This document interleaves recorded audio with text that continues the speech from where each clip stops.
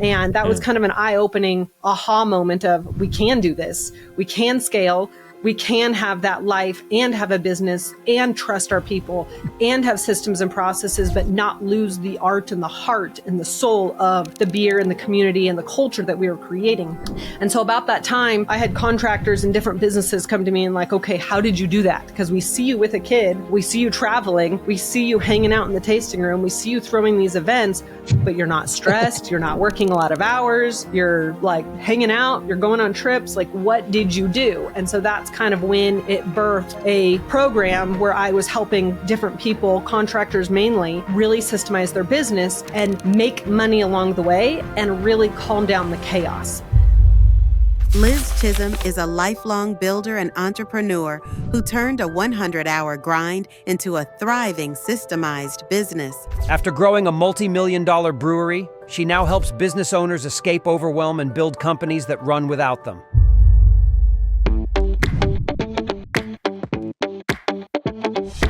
Yeah, so I'm Liz Chism, and one of my main things that I do is basically help contractors scale. And how I got here is kind of a long story, but it's a really funny one, and it kind of helps set the ground for what the different topics we're going to talk about today. So I grew up in construction. My dad's a third-generation contractor.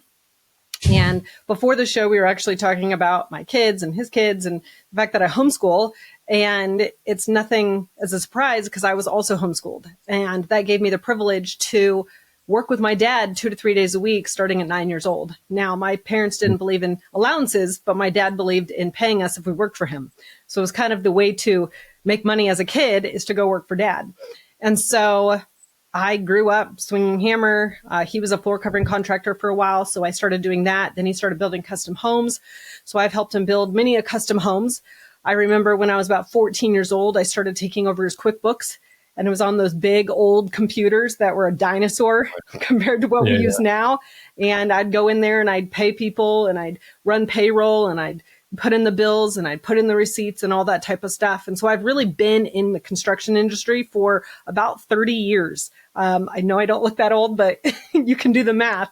So fast forward to meeting my husband. My husband's actually a contractor too, and he grew up in the trades.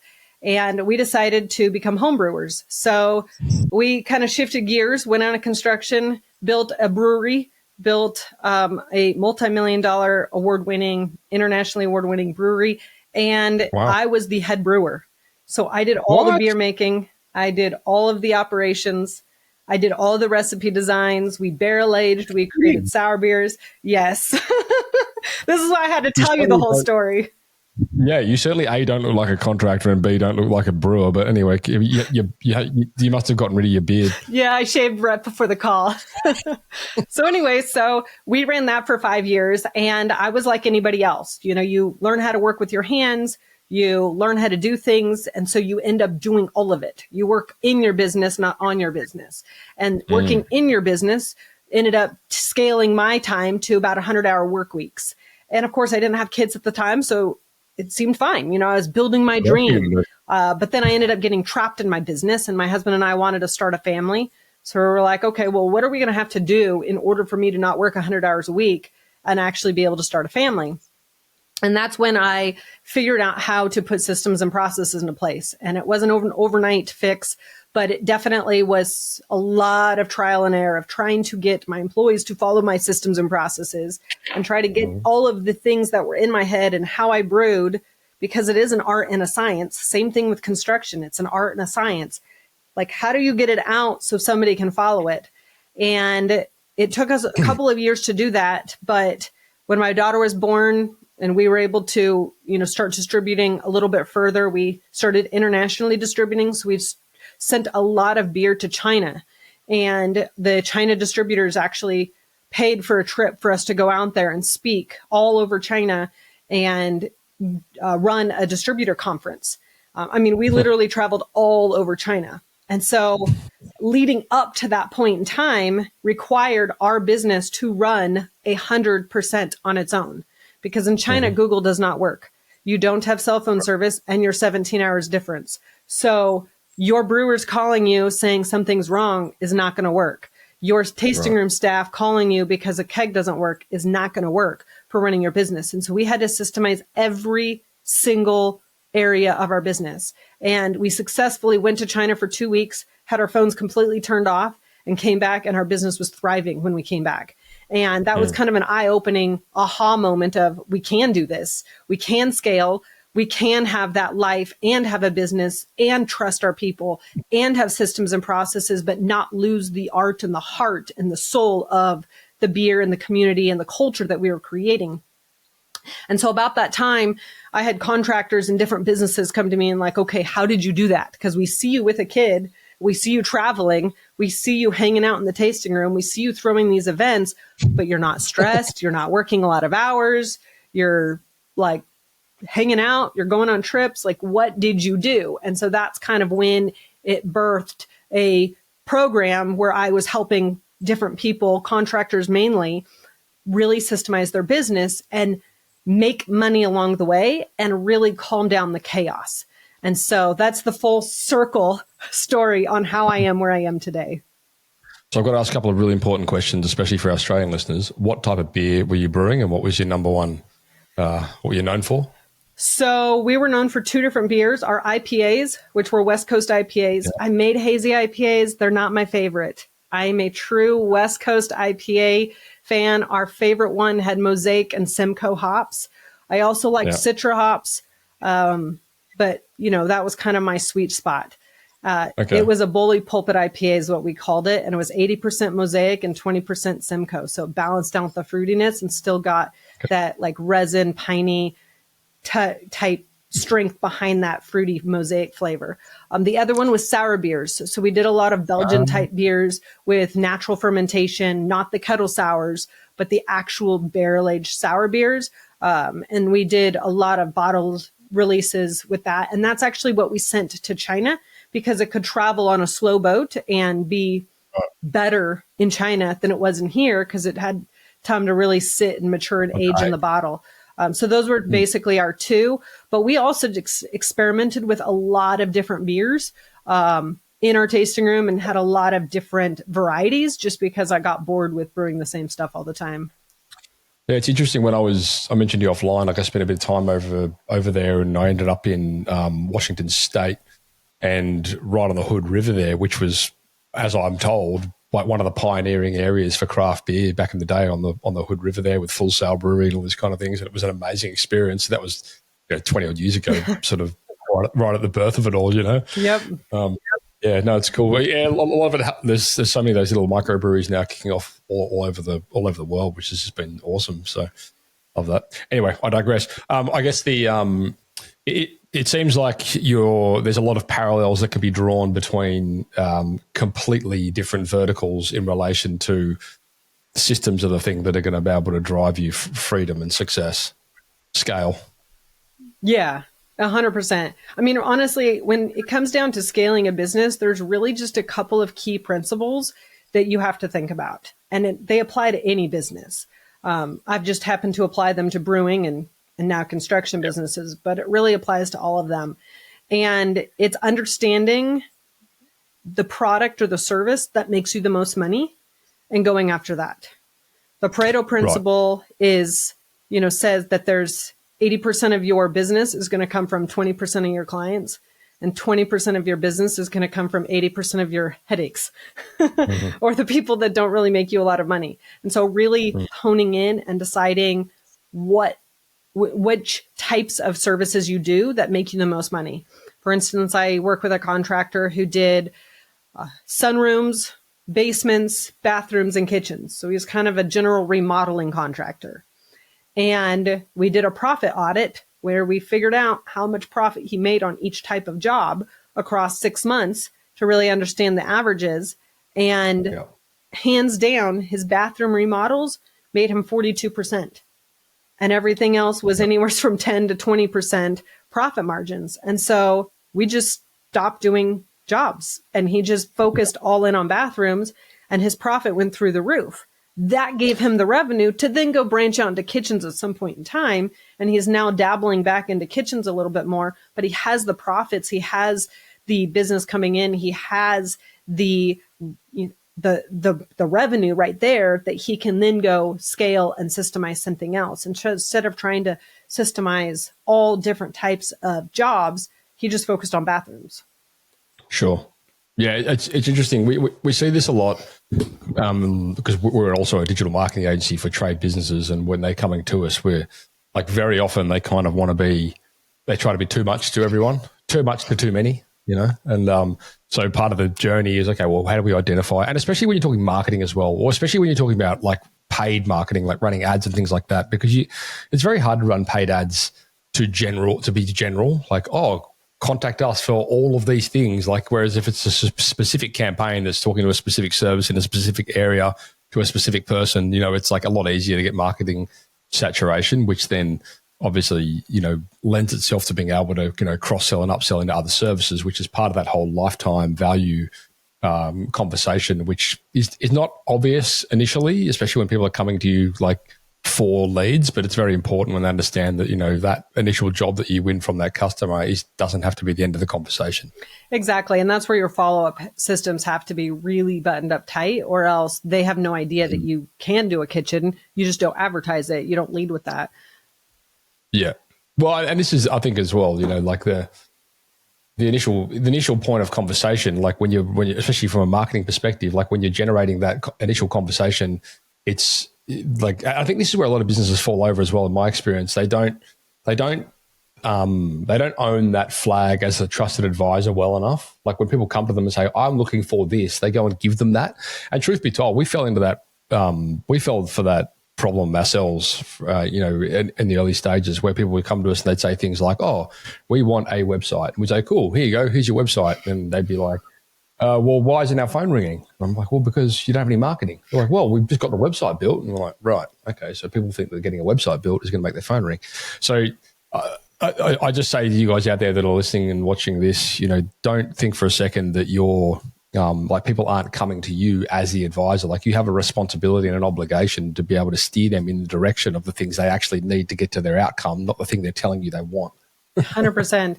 And now with ChatGPT and the other LLMs out there, social media and putting yourself out there is even more relevant, because SEO has gone down. I've seen anywhere from 40 to 70% on different statistics, and ChatGPT searches have gone through the roof. And so if you're not putting information out there for ChatGPT to find it, then again, nobody's going to come to your website to look you up.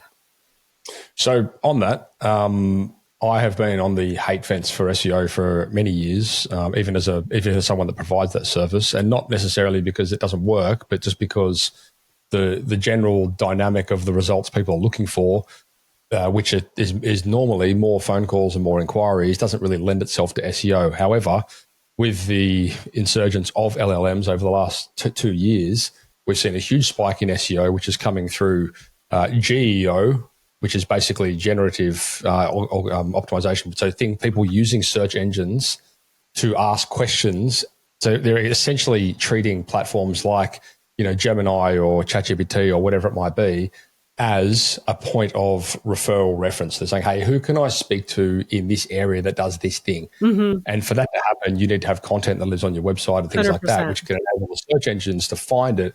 So it has brought a breath of fresh air into SEO that is truthfully just was so very needed. And we're seeing crazy results now from SEO as a result of LLMs being able to send these search queries. 100%. Yeah. If ChatGPT can find your website and look it up, then it definitely works. But the people who don't put enough information out there on the way people are asking the questions, then ChatGPT doesn't know how to grab that information and then utilize that to answer the question that people are asking. It's funny, because it's like for the last 15 years I've been running this agency, the underlining message has always been create useful, relevant content and just keep doing it. And even before LLMs came into the picture, like if you want to position yourself as an expert, like the best way to do it is to have content that actually reflects these conversations and trying to even, from time to time solve the questions that people have not yet answered. So conceptually, if somebody comes to your website or they see a YouTube video or whatever it might be, or an Instagram post or whatever, and it's like about a question that they might have, and you can solve that question, then straight away, even though it's a very hard thing to measure, you've moved them further along the buying sales cycle than someone that hasn't consumed that content. And so content has always been the backbone of all of these things. And for so long, it's kind of got relegated with all of the things that you can do to improve results on things like SEO and all this kind of stuff. Even running ads, truthfully, like ads is kind of a shortcut to mask what is really important, which is, okay, how do we become a trusted, advisor in this space? Ads is kind of a shortcut to get people to there, but you still need to have that stuff there if you want to improve your conversions. 100%. And now with LLMs, now all of a sudden people are going, oh shit, this is actually what we still need to be doing here, or we need to go back to doing this thing. But it's never really changed. Search engines still value good content. They value recency, frequency, relevancy. So yep.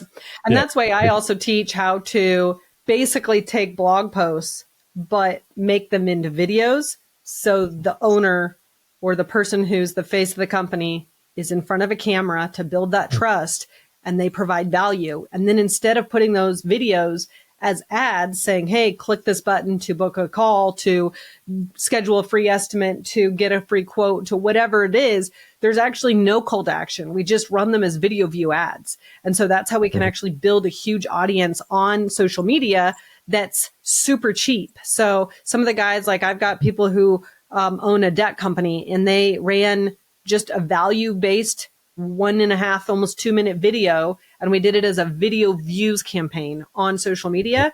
And people saw that video. There's no call to action on the video. There's no button to push. They went to his website and he got 4 leads and closed one of them and scheduled the job, because people are like, wow, you're actually providing value. You're not trying to just say, hey, I'm the best, hire me. It's actually like, oh, you actually understand the process. You've built trust with me. You've put your face in front of the camera, especially with everything written by LLMs these days. You can spot it a mile away from what's actually just ChatGPT generated, but it's actually the guy talking. And it's like, oh, wow, he actually knows his stuff. And they've been able to get a lot of leads that way. Yeah.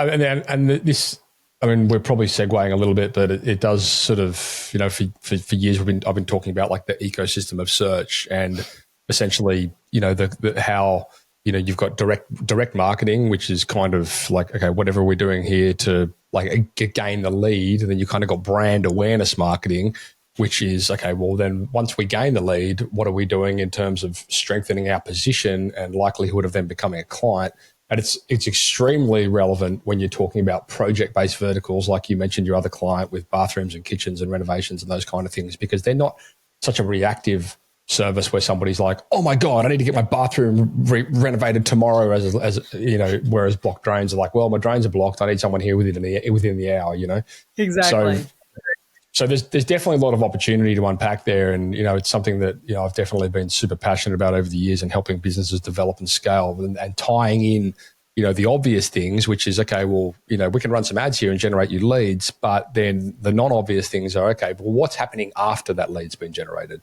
And one of the big things is, first of all, as we've discussed, the building trust and rapport and positioning yourself as a trusted advisor. But then the other thing is the system behind managing the leads and the sales. And like that's sort of where we position ourselves in the marketplace, because truthfully, generating the lead is not the hard part, but like improving the conversions along that journey is really where the power comes into that whole conversation around converting more out of what you currently got with leads.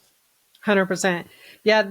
There's a couple of black holes within the client acquisition system. There's the black hole of getting a lead, but not following up. And most people don't follow up. And statistically, people take at least 7 to 11 times a follow-up to convert.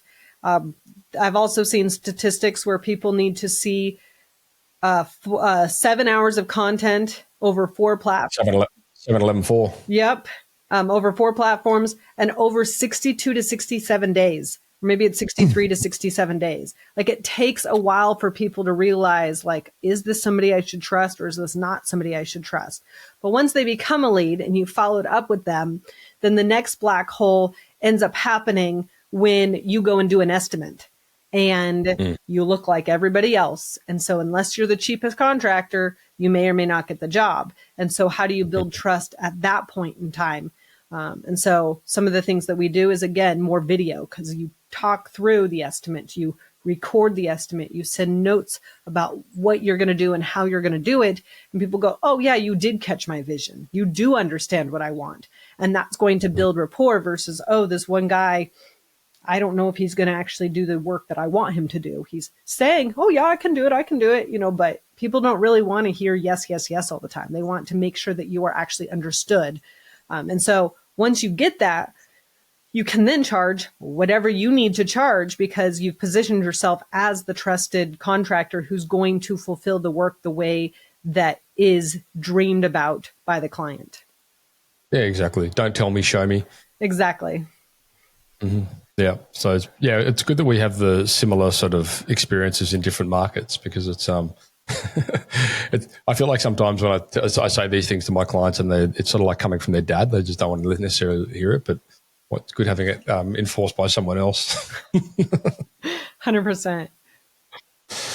So I know you mentioned in the lead up to this podcast, we're going to be discussing some things around chaos tax. Yes. It's what is that? Probably one of the biggest taxes that contractors pay because their business is so chaotic and they don't have time to make a schedule. So everything's fly by the seat of your pants. There's no systems in place. And that always leads to not knowing your numbers and chasing after the wrong types of clients because you're always in this desperate type last minute mode. And so you can't actually take a step back and go, okay, who do I really actually want to work for? And what types of jobs do I really want to do? And then to do a cost, which is some of the most challenging things for contractors to do, but to look back at their last jobs and go, did I make money? And if so, how much? So one of the exercises that I have contractors do is go through and figure out their estimate accuracy. So basically, what is their estimate and what was their actual job cost and compare the two. And typically I see anywhere from 10 to 20% off. So if you were doing a remodel job and it's $100,000, just for kicks and purposes, obviously my math is a little off, but let's say it cost you $110,000, that's approximately 10%. Or if it costs you $120,000, that's 120% or 20%. And so if you actually can recapture the accuracy, you can add 10 to 20% to your bottom line just by buttoning up any holes that made it not accurate. And sometimes it's just comes down to you needing to charge more. There was one painting contractor I worked with, and they were off at least 5 to 7% on every single job. It didn't matter what type of job it was. Did commercial and residential. It didn't matter if it was outside or inside. They were always off 10 to 7 or 5 to 7%. And so we just added a buffer line in their estimate that just bumped up the estimate 5 to 7%. And all of a sudden they were making a lot of money because they weren't losing that every single time they did a job. Yeah. Yeah, it's interesting actually when we're working with clients that have primarily, and this is most of the time, to be honest, like they've coming out of that word of mouth referral based sort of business, which has got them to a point, but it's very hard to scale that. And so when they're coming to us, they say, okay, we want something that's more scalable, something we can help predict our growth, help us predict our recruitment processes and all of these kind of things, right? So, when we're deploying these systems for businesses, one of the first conversations we have to have is in the space of profitability and net profit left over. And because especially when you've got a business that's grown to a certain point organically without having to have any need for marketing budget, and for people going the paid traffic route, they need to make sure that as part of their operational expenses, they have allocated marketing budget. And very often they don't, and through no fault of their own, I should add, but it's important that when you guys do decide you want to go down that route, and you want to use paid traffic as the vehicle to, to scale, you do incorporate these necessary expenses into the pricing of your job so that you are constantly fueling the engine. 100%. And it's very, very, very common for businesses to sort of, and we see it all the time. They're like, no, we don't do up our prices. We're good. And I'm like, you will need to up your prices. And of course that comes with rejection as well in terms of jobs being accepted, because all of a sudden your prices have gone up 10%, but you still need to make money, right? So that's why it's important. Like we say to our guys, you need to measure your net profit dollar month to month, and you need to measure your net profit percentage ratio, and you've got to make sure that they're both, scaling accordingly, because they're not always indicative. Yeah, we use a dashboard that I made that turns all of their numbers into percentages. So if your revenue went up, but your marketing percentage-wise didn't go up, then you need to go, okay, well, what did we do? Why is that? Or if your marketing goes up and after a month or two, your revenue does not go up, then you know that the marketing percentage is not actually contributing to the growth, because numbers, you're not charging it. Yeah, exactly. So numbers can lie to you, and it's really hard to tell the ratios of numbers versus when you see percentages, you can see, okay, if this went up and this didn't go up, then what needs to change in order for our revenue to go up based on these behaviors. I put everything into percentages so that you can have a clear picture on what your numbers are. I mean, the data is the data is paramount, and without the data, you really don't have any way of identifying, where the levers are that can be pulled in order to steer the ship in the right direction. And truth be told, it's in most cases a scenario of like momentum will drive direction. Like you need to get the thing moving to identify which levers need to be pulled. And some of those levers are, we need to increase our prices, or, we need to spend more. And that's a really common obstacle that we see as well. Like businesses, will come to us and they say, well, this is, when we create their roadmap or whatever, this is where we want to be. I'm like, that's fine. But in order to get to that point, you need to understand you need to be spending at least this much to get there. Mm-hmm. And sometimes that's like a sledgehammer to hit them. They're like, what? That much? And I'm like, yeah, because that's just the figures. You just got to, and I'm like, but I think a lot of businesses do, they kind of think, oh, well, that means I need to have that money saved and I need to be spending it. I'm like, no, that's not how it works. You just need to allocate for it within the cost of your jobs. Exactly. There needs to be an allocation in there so that looking forward, you're always fueling the engine. You don't have to have it saved. You just need to make sure it's allocated looking forward. Yeah, one of the biggest ways that I find contractors losing profit is not knowing how much their time is worth. So therefore they do work that's not leading to the bottom line of their business. So the classic example is running out to Home Depot or Lowe's or, the local supply store and picking up supplies for their job site. And instead of spending time focusing on the numbers and understanding where the profit leaks are, they're sitting in line at a register waiting to spend a couple $100 when they should have just paid their employee to go to the store and get the thing and then go back. And, and then same thing, like one of the first things that I have contractors do is hire a virtual assistant. They can take all the receipts and input them into the system. They can take all the numbers and put it into the spreadsheet. And so all you have to do as an owner is look at it. You don't actually have to gather it, because that takes a lot of time and a lot of energy and effort, and usually is the least favored job for contractors to sit there and punch the numbers. But they can look at it and go, oh, actually, that doesn't look good. And so, they end up hiring the wrong person, because if a contractor goes and hires a project manager because they're managing the jobs and they're like, I just want to get off the tools, then what they end up doing is running to Home Depot and putting in their receipts and paying their bills, which somebody should be doing for them before they get to that project management state. And so hiring the wrong person, and so you're not really valuing your time, can be a way that you end up just pulling yourself into more debt and less profit because you're paying for the wrong things at the wrong time. It's a really important conversation that we have to have with clients at the beginning of the process, to when we say to them, listen, once we deploy this, you are going to inevitably have to take one hat off and put another one on. And because essentially what's got them to where they are, for better or worse, is not going to get them to the next stage, which is going to inevitably involve them,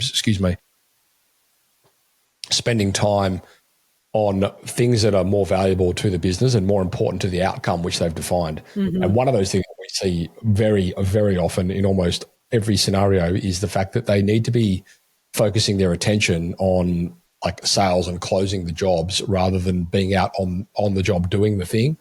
That's a really common scenario. So we're like, okay, well, inevitably you're going to have to sacrifice some time on site here to be servicing these leads and closing more jobs so we can bring more people in that can do, so on and so forth. So often it means developing and, team members that can manage the sites and the jobs for them, recruiting and all these kind of things that are not necessarily obvious in the early stages. But sometimes they think the answer to all their problems is more leads.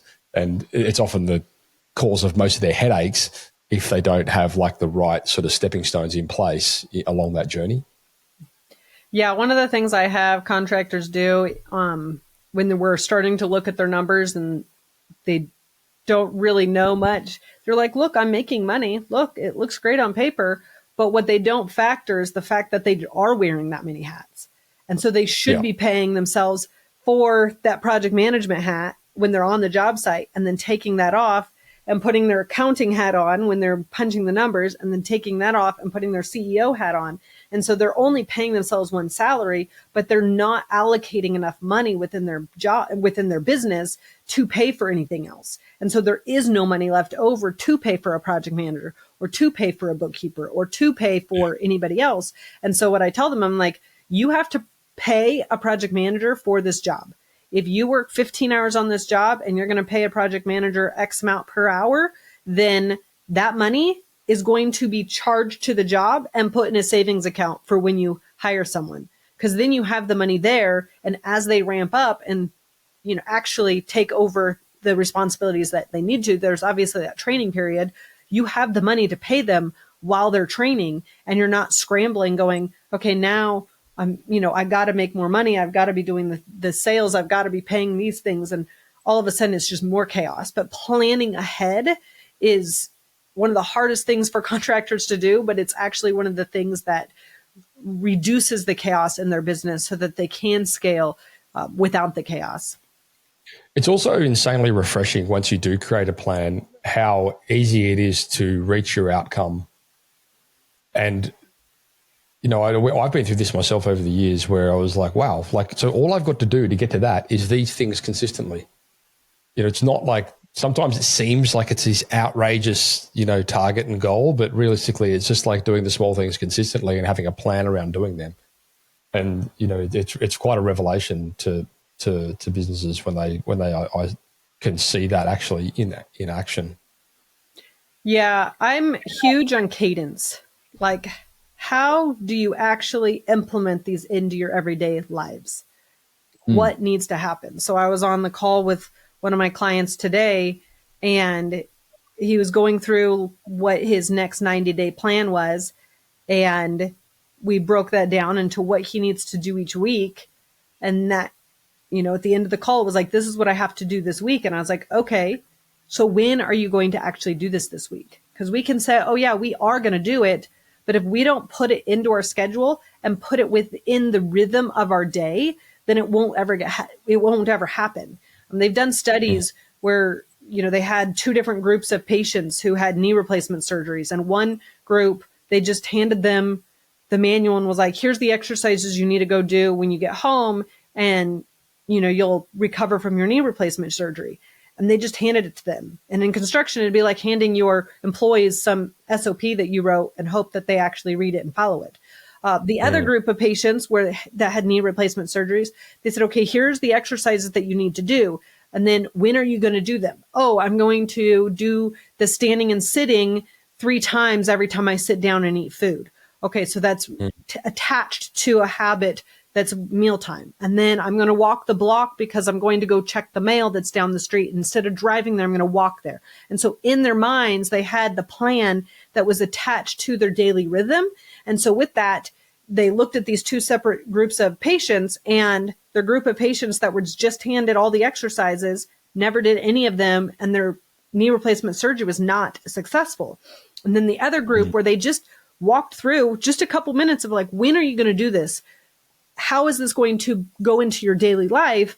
They were wildly successful. and recovered excellently from their surgery. And so every time I put in a system, instead of just overloading, it's like, okay, we're going to do this, and here's this long laundry list of stuff that you got to do for your business. It's like, okay, what are the 1 or 2 things that you have to do this week that's going to get you to your goals? And it's, for this particular client, he's trying to get bigger jobs. He's a commercial contractor. And it's like, okay, so if we want to get to our goal, then we need $1 million jobs. We don't need $100,000 little tiny jobs. We need $1 million jobs. Like, okay, who do you have in your pipeline that are those types of jobs? It's like, oh, okay, these people. Okay, so we got the people. We know who we're going to contact. And then I said, okay, when are you going to do it this week? And he's like, It's like, yeah, it won't happen if you don't put it into your calendar, if you don't put it into a rhythm, if you don't have that cadence that happens on a weekly basis, that your day and your week and your month becomes predictable. Every Tuesday I do this. Every Wednesday I do this. Every day, at the beginning of the day, we do a 10-minute huddle. At the end of the day, we log in all of our, onto the job log. Like, if you don't have that rhythm in place, then really any system doesn't have anything to stick to. And so therefore it just continues to be chaos. Yeah, it's interesting you say that, because James Clear coined that as habit stacking to a degree, like Atomic Habits. For you guys that haven't read that, go check it out. But essentially it's about, okay, well, how do we create good actions which can result in helping us move closer towards the goals that we've set, so on and so forth. We see it a lot with, and it's true exactly what you're saying, when, if it doesn't become part of the process, it will never get done. And it will always get relegated on the list of important things to do if it's not part of the process or the job finish checklist. For example, part of this job is for you guys to take photographs that we can use to promote, use for marketing. Like, if that's not part of a checklist, it just won't get done. Oh, and if part of that checklist is if we need you guys to get a review from your customer, if that is not part of your checklist, you just won't do it, and you'll always relegate it on the list of important things to do behind going to the pub on Friday afternoon, with the boys. So it has to become part of the process for it to get done. Absolutely. And just sort of circling back as well to what you were saying about the like in my mind, I heard it as like financial illiteracy, but essentially, again, like, respectful of the fact that a lot of the contractors, and I was one of them, as a former plumber, you go through this system and you're never really taught these things. You have to sort of go out there and learn them on your own. And financial literacy was absolutely, it is one of the biggest things that I see today that businesses just don't really fully understand, but they can learn. And truth be told, credit to a lot of the guys out there, they go and do take it upon themselves to learn these things. But there are systems out there which do simplify, and I think Profit First is one of the best systems that I've seen for simplifying financial management, and just making sure that scenario which you talked about, which is we don't have any money left over for this, like, that never becomes a reality when you're running Profit First, because there's always money available being allocated out of the job pricing and things like that. So it's just a really simple stepping stone to help businesses, I think, get a basic understanding of these things. A lot of people that are educated in the financial space don't like it. They're like, well, no, it's not. But like, from someone that hasn't come from a financial background, like, I see a lot of advantage with it. Yeah, I actually like to take Profit First just even one step further and decide ahead of time what your profit's going to be, and then just make an automatic transfer that happens every month. So instead of looking at your finances and going, okay, I'm going to take my profit out and then I'm going to pay this and everything separate, it just automatically goes. If you're $1 million business per year, you do the math, that's per month, 80 something $1,000. And then if you want 15% of that, then 15% of that every single month just goes away into an account. And so there's actually less guesswork, because I find that contractors, unless they've delegated that to somebody else, they look at their numbers and they're like, yeah, but there's no way I can put that money into this account for profit, because I just, and then they like freak out because they don't trust the process of saving that profit and paying that profit first, so that they can then run their business on what's left over. Yeah, I'm not sure if I agree with that, to be honest, because I think we see it a lot with project-based businesses where they'll have some months that are like quite large, and they'll have quite a large allocation there. It's always an allocation, so it doesn't make any difference. And the next month, it's still the same allocation. So it's still getting allocated regardless, but it's just not the same dollar amount. And if they did put all of that money into profit and there wasn't any money left over to pay their team, then that'd be a problem. Yeah, I guess it just depends on the type of jobs. Usually they've got multiple jobs going on and they're staggered, so it actually works out. But as long as you're doing it and you're putting out profit that's going into a place that you're not going to just use and touch all the time, then that's the most important part. Yeah, sure. What are some of the other things we're going to discuss here? We're going to talk about, let's see.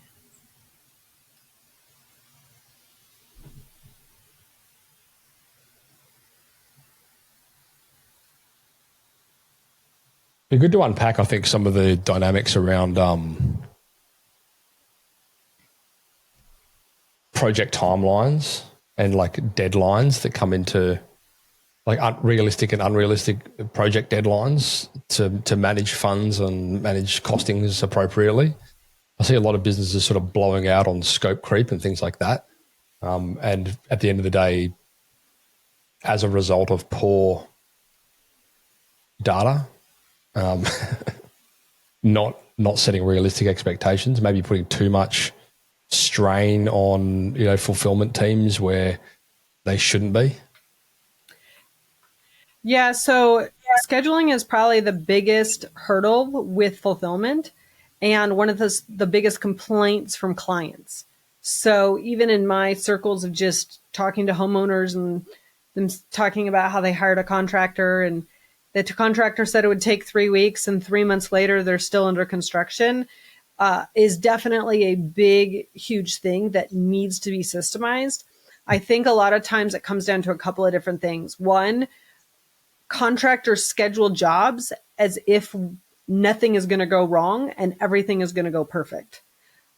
And then I also think that realistically, they schedule jobs based off of time, especially if it's somebody that is new on the scheduling side of things. So let's say the owner was doing it a lot and then they've delegated it to somebody else on the team. If it says, oh, this is going to take 16 hours, that could be 2 days. But if they're drywalling mudding, they're not going to start on the next phase if they've got 30 minutes left over of the day. And so that 2 days or that 16 hours actually could turn into 3 days because of the timing of the type of work that you're doing. Like you're not going to start on something with an hour or two left in the day, because then by the time you set it all up, you've got to go turn around and go clean it all up. And so really understanding how much each trade or each scope of work is going to take is important. Mm-hmm. And I think one of the biggest things too is there's really no end date that people are talking about. At least across the contractors that I work with, I'll ask them, okay, when is this job going to end? Well, I don't know, a month or two. It's like, well, is it going to be a month or is it going to be 2 months or is it going to be 3 months? Like, when is that end date? Because the Parkinson's principle says that things are going to swell to the amount of time that you give it. So if there's no end date, then things just kind of swell to whatever time you decide to give them. And there's really no urgency among the team to get the work done. And so it's like, oh, well, we kind of need money over here. We need to get this job over there, or this client's mad over here. And so you shift your team because you didn't really have an end date anyways, and you're hoping the client's not going to be too mad at you, and you're not really sticking to that schedule. And so going, okay, what is that end date that we're shooting for? And obviously that can change with change orders, but when is that end date?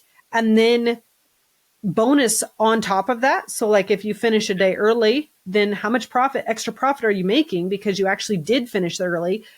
And then you can split that among the team.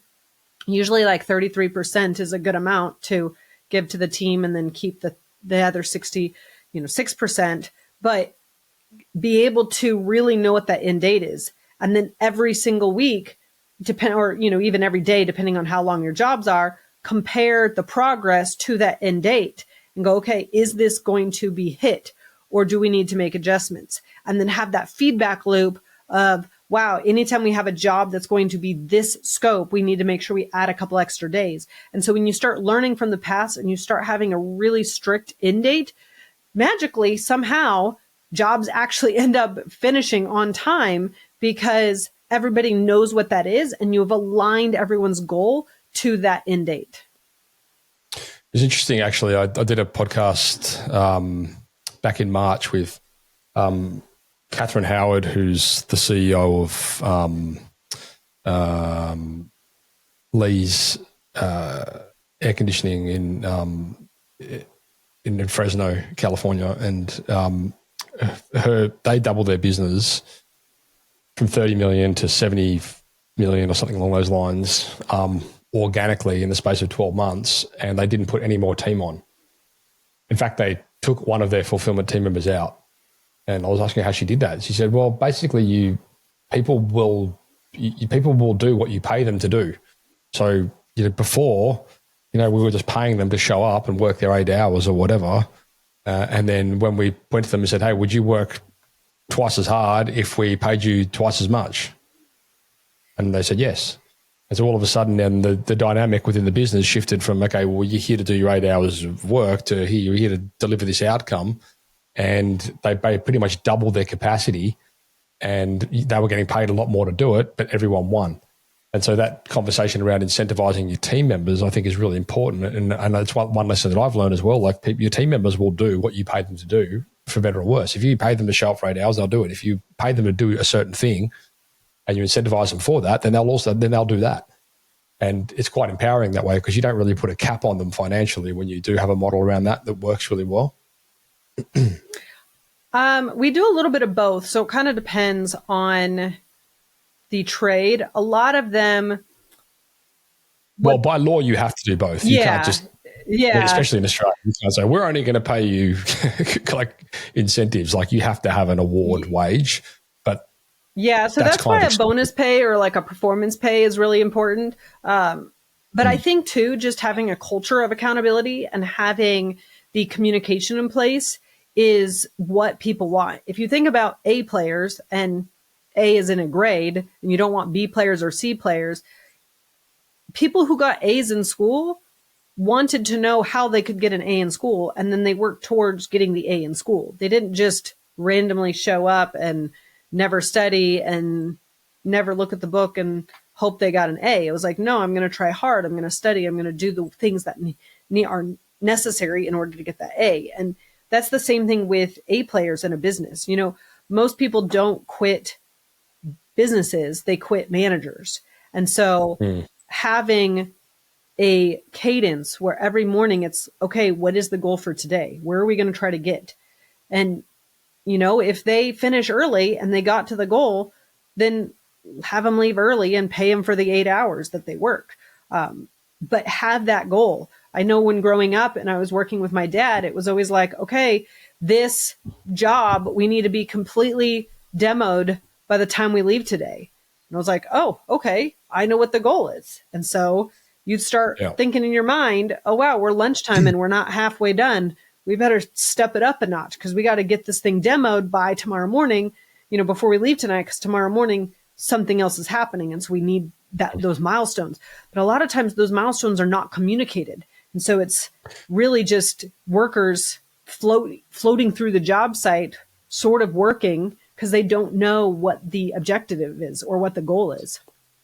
It becomes especially relevant when you're collaborating between trades. So, we need to make sure that this is done by this time because tomorrow mechanical is coming in and they need you to be out of the way. Like, there's ramifications if there's not, like, everyone's not in alignment there, which is truthfully where some of these technologies today have such great footprint with helping people identify, Gantt timelines and, things that have to be done on, and this is where some of those bigger, principal contractors and things like that have got such a good process in place in making sure that everyone's in alignment with what has to be done by when.